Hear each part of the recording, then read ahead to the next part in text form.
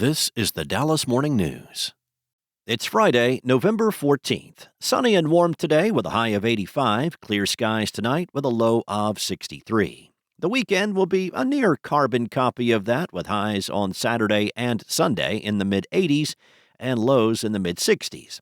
That warmth will continue into the new work week, but it does look like a cool down to more seasonal temperatures is on the way in the middle of next week.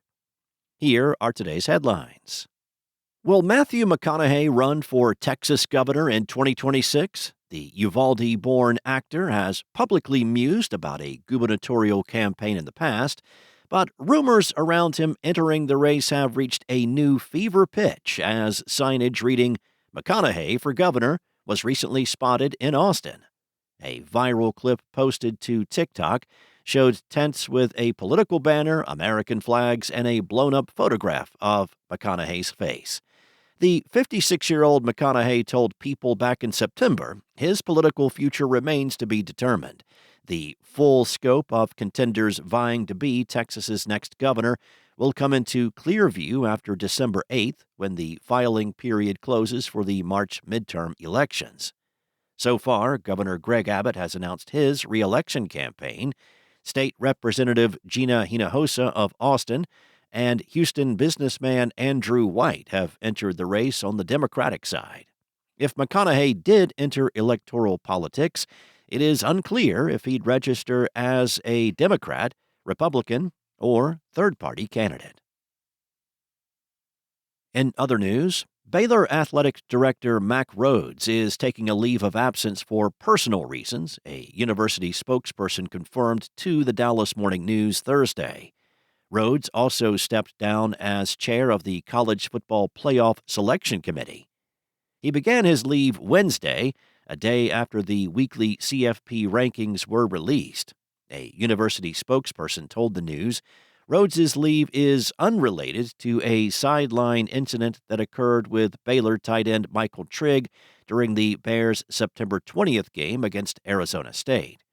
Rhoades took issue with a gold long-sleeved shirt Trigg wore during the game, where Baylor wore black jerseys, and reportedly grabbed Trigg by the shirt on the sidelines and used an expletive while questioning why he was wearing it.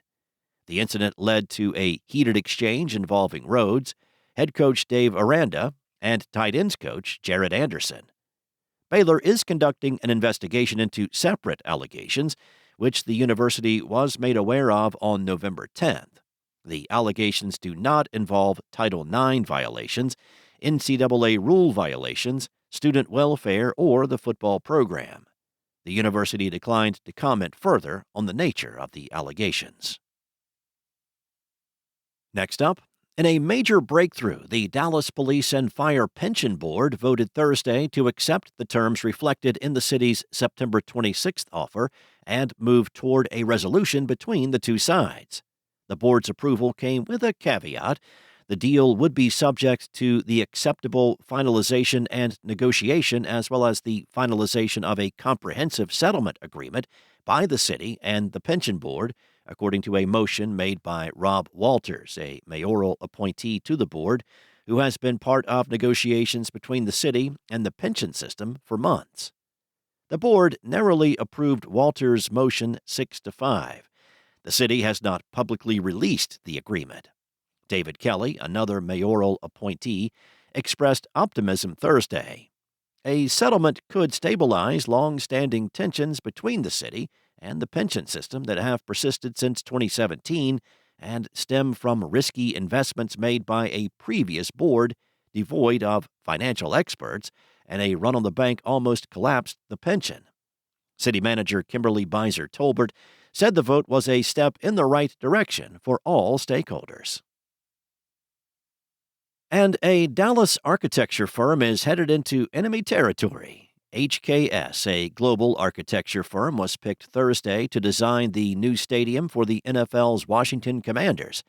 The team, a division rival of the Dallas Cowboys, has been playing in Northwest Stadium, formerly known as FedEx Field, in nearby Landover, Maryland, since 1997.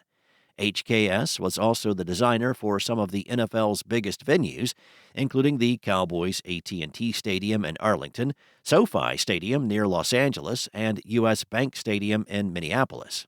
The new D.C. Stadium will sit on 180 acres at the historic RFK Stadium site, where the Washington team played from 1961 to 1996. The Washington Post reported that the publicly financed venue is expected to cost about $3.7 billion. The stadium, which does not have a sponsor name yet, is slated for about 65,000 seats and will have a roof. Near the stadium, there will be approximately 5,000 to 6,000 new homes with 1,500 to 1,900 affordable units. Construction is expected to start in 2027, and it is expected to open in 2030. Thanks for listening. For more on today's stories and the latest breaking news, visit dallasnews.com. Enjoy your weekend, and I'll be back on Monday with more from the Dallas Morning News.